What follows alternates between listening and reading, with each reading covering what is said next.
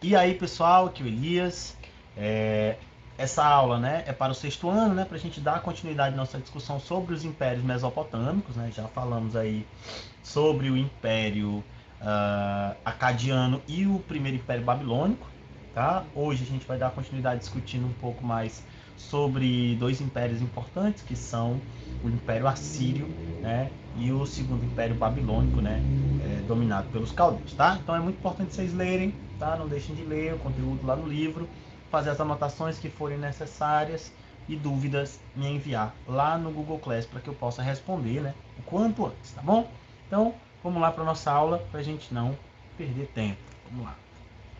Pessoal, o Império Assírio, né, provavelmente foi uh, um dos maiores impérios mesopotâmicos que surgiram, né, ali ao longo do segundo milênio antes de Cristo, tá? E ele recebe esse nome porque ele tem ali a sua origem na cidade de Assur.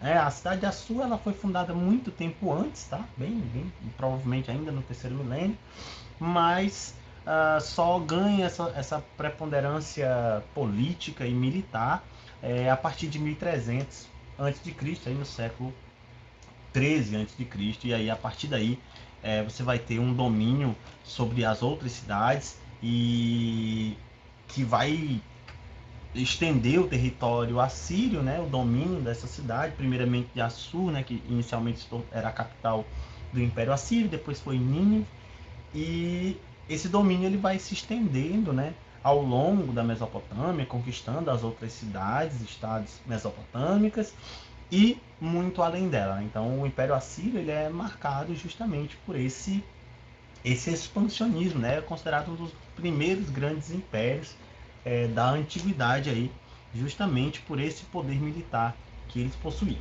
Tá? Então, olha só, Nínive, né, só se tornou mais importante durante o governo do imperador Assurbanipal, né, que foi Assurbanipal II, no caso, que foi, né, um dos maiores governantes aí, provavelmente o maior governante entre os assírios. Ele tornou a cidade de Nínive, né, a capital do reino assírio, do Império Assírio, e é dele provavelmente, né, a ordem de construção da biblioteca de Nínive, né, provavelmente uma das maiores bibliotecas aí mesopotâmicas, e é justamente dela, né, que hoje a maior fonte de informações sobre a Mesopotâmia e sobre a antiguidade mesopotâmica vem dessa biblioteca. Você tinha ali mais de 30 mil é, tabuletas de argila, né, gravadas em cuneiforme. Então, Nínive se tornava ali, na verdade, um centro não só político, mas também um centro cultural, por manter, né, uma biblioteca extremamente vasta e que, ainda bem, né, chega até nós e nos permite conhecer mais um pouco sobre a vida mesopotâmica, especificamente naquele local.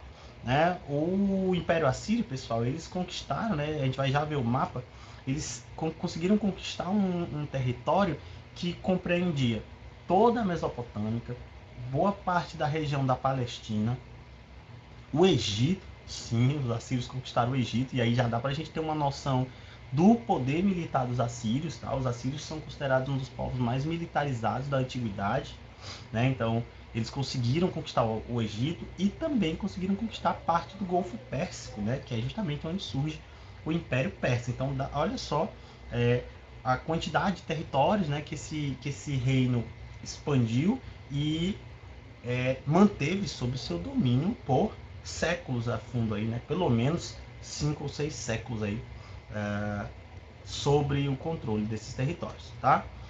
Os assírios, pessoal, eles são considerados, né, uma cultura guerreira porque vem de uma tradição de guerra, né? Então, mesmo antes de se tornar um grande império, a cidade de Assur, né, você vai ter um povo que vivia muito, né, ligado a essa cultura guerreira, de saque, de massacre, né, de domínio sobre outros povos, de destruição. Então, isso fazia com que esses povos fossem muito temidos, né? E isso vem à tona principalmente a partir do momento que esses povos começam a avançar, né, de forma expansionista, dominando, conquistando cidades, vilas, né, saqueando, destruindo e assim impondo a sua vontade por meio da violência, né, que é uma característica bastante própria aí do Império assírio, né? E essa violência ela se dava principalmente por conta do poder militar que os assírios possuíam, né? Então, primeiramente, os assírios foram um dos primeiros povos a desenvolver um exército organizado, né? Então, quer dizer, um povo com guerreiros, né? Treinados, organizados de forma razoavelmente hierárquica, né? De forma tática. Então, se tinha infantaria, tinha cavalaria, né? No exército é, assírio, o que já era naquele momento uma coisa bastante avançada para o período, né? Tendo em vista que muitos povos ainda não tinham essas noções. Então, a utilização de armas, né? De ferro, né? Por muito tempo o bronze, né, foi um metal muito utilizado nas armas, mas com a difusão do ferro, as armas passam a se tornar mais resistentes. Os assírios são um dos povos que implementam, né, a aplicação do ferro na fabricação de armas, que torna suas armas tanto quanto mais resistentes do que de outros povos. Então você tinha armas fortes, com uma tecnologia muito melhorada, né, em relação aos demais, e um exército bem organizado, utilizando, por exemplo, o cavalo, né, o cavalo como um instrumento de guerra. O cavalo passa a ser utilizado, os cavalos e os carros puxados a cavalo também é uma característica aí do Império Assírio, e bem como aquela divisão, né, tática do exército, infantaria, cavalaria, a união desses setores e a aplicação de determinadas técnicas na guerra fizeram com que o Império Assírio por muito tempo se mantesse no poder, né? Já que, pelo menos naquele momento, não havia, né, povos muito dispostos a enfrentarem os assírios, né, de forma aberta, né? Tendo em vista que o poder militar deles era bastante elevado. Os assírios, né, ao dominarem esses territórios ao longo da Mesopotâmia, eles vão estabelecer um domínio bastante rígido sobre esses povos, né? Porque como o território ele era razoavelmente grande, né, um território bem extenso, era preciso, na concepção dos assírios, implementar políticas bastante rígidas e de controle muito forte para manter esses territórios sob domínio, né, para que não houvessem revoltas, rebeliões e tudo mais. Então, para isso, os assírios não vão poupar muitos esforços.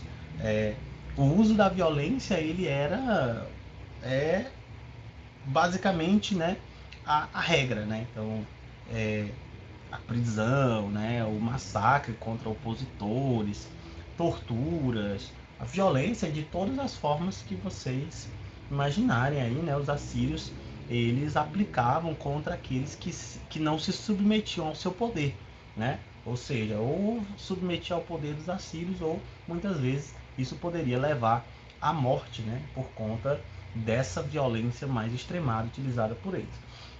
Outra característica muito importante do Império Assírio é que eles utilizavam a técnica da deportação, né? Então, o que é a deportação? É você tirar uma pessoa da sua região e jogar ela para outro lugar. Isso acontecia muito, né, dentro do Império Assírio, justamente para desmobilizar, porque isso fazia com que pessoas influentes, né, fossem retiradas daquele local onde ela tinha influência, ou afastadas de grupos que poderiam apresentar oposição ao Império. Então isso fazia com que muitas pessoas fossem retiradas da sua região e levadas para partes muito distantes do Império, como o Império era grande. E também os assírios vão saber como utilizar isso de forma proveitosa para o próprio Império Assírio, né? Então, pessoas com determinados conhecimentos eram levadas para locais onde elas fossem mais necessárias, né?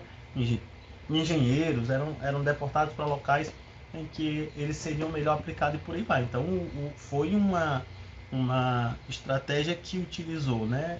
Usava-se a ideia do útil ao agradável, né? Então, a deportação para evitar as revoltas e, ao mesmo tempo, uma melhor aplicação daqueles conhecimentos daquelas pessoas que eram deportadas. Então, quer dizer, você vê que o domínio do Império Assírio sobre seus territórios ele se dava de uma forma bem ampla, mas, no entanto, né, pessoal, apesar de todo esse controle, e você tem que pensar que isso ocorre ao longo dos séculos, né, você tem aí 6 séculos mais ou menos aí de duração do Império Assírio, e você vai ter sim muitas pessoas insatisfeitas com esse tipo de política, né? Então, mesmo que o Império tentasse impor uma política violenta, forte, para submeter as pessoas ao seu domínio,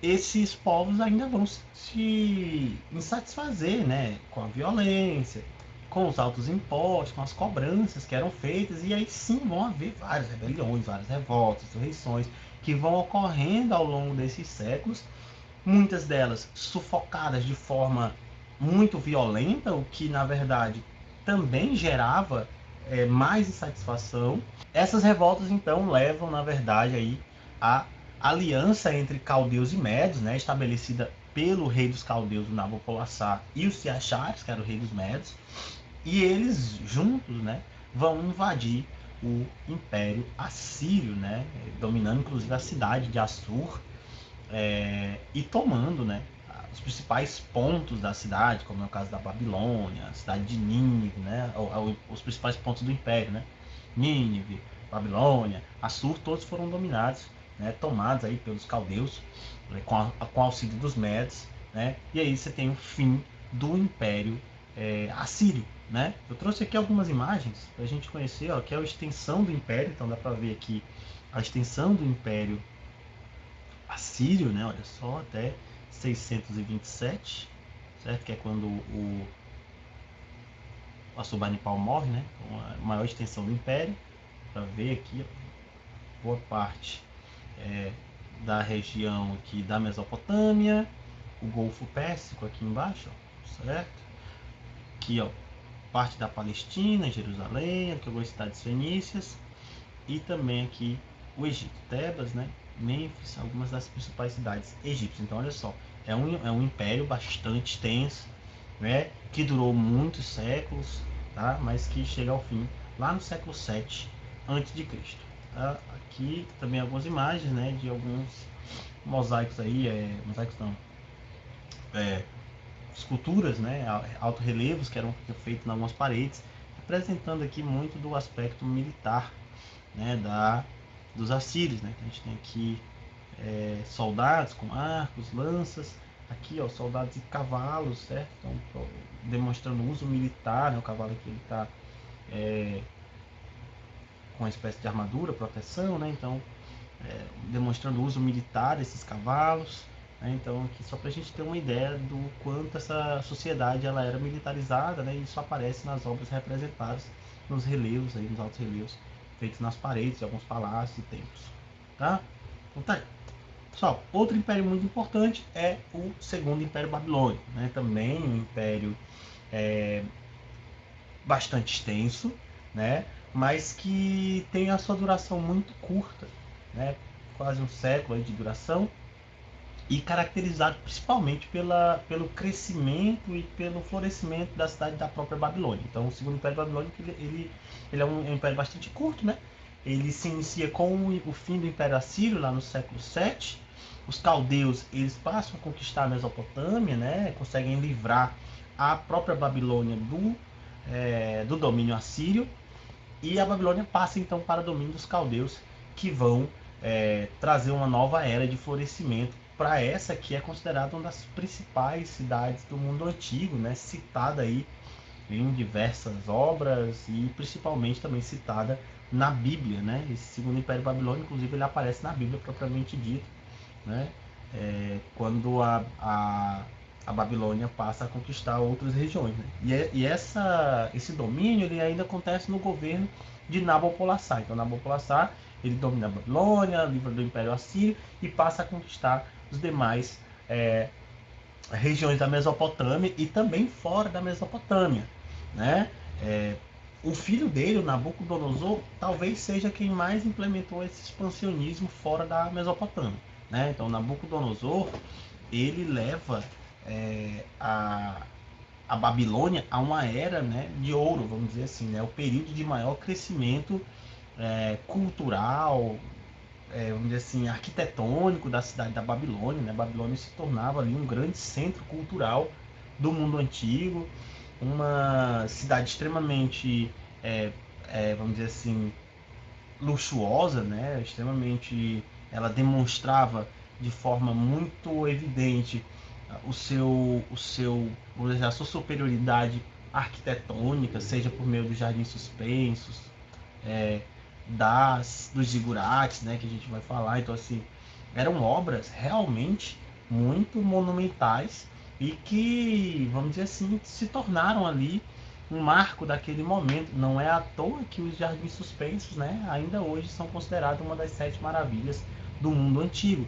Os jardins suspensos basicamente eram, vamos dizer assim, vários terraços, né, que sobrepunham 5 ou 6 terraços que possuíam ali vários jardins com espécies de plantas e flores das mais diversas origens, né? Era ali um dos grandes marcos do luxo, né, no qual vivia o imperador babilônico, né? No caso aí o Nabucodonosor, né? Então a Babilônia se tornava, né, o símbolo de certa forma da riqueza e da elevação cultural da Mesopotâmia, né? E isso aparece, isso é trazido, né, de formas diversas por diversos povos, né? Vários povos tinham uma visão diferenciada acerca da Babilônia, né? Então, por exemplo, na Bíblia você tem uma visão extremamente crítica em relação à Babilônia, né? Como local de ruína e tudo mais, porque os princípios morais da Mesopotâmia, dos babilônicos, eles eram meio que antagônicos aos princípios lá dos hebreus, né? Que viam a Babilônia como um centro de perdição e tudo mais. Mas na perspectiva dos babilônicos, ali você tinha um símbolo de riqueza e de poder e de elevação cultural, né? Sem igual naquele momento do mundo antigo, né? Talvez mais próximo disso ali fossem as pirâmides lá do Egito, né? Os zigurates, pessoal, para quem não sabe, são templos, né? Eram templos que eram feitos em homenagem aos deuses, e eles eram templos bem elevados, né? Possuíam escadarias. A gente vai já ver aqui um exemplo do zigurate, né? E esses zigurates, quanto maiores fossem, né, maior importância e maior simbolizava a riqueza ali e prosperidade em relação àquele deus ou aquele objeto de adoração. Alguns zigurates também vão ter observatório astronômico, né, para ver o funcionamento das estrelas, fazer estudos e tudo mais, tá? A Babilônia, né, como eu falei, sobre o domínio do Nabucodonosor, né, ela expandiu bastante seu território, né, levando inclusive a conquistar a Palestina e consequentemente Jerusalém. Esse episódio ele aparece lá na Bíblia como sendo o cativeiro da Babilônia, né, que é quando os hebreus são dominados pelo Nabucodonosor, né? Lá na Bíblia aparece dessa forma, e na Bíblia também supõe-se, né, que Deus teria iluminado Ciro, que é o governante persa, a invadir a Babilônia para libertar os hebreus. No entanto,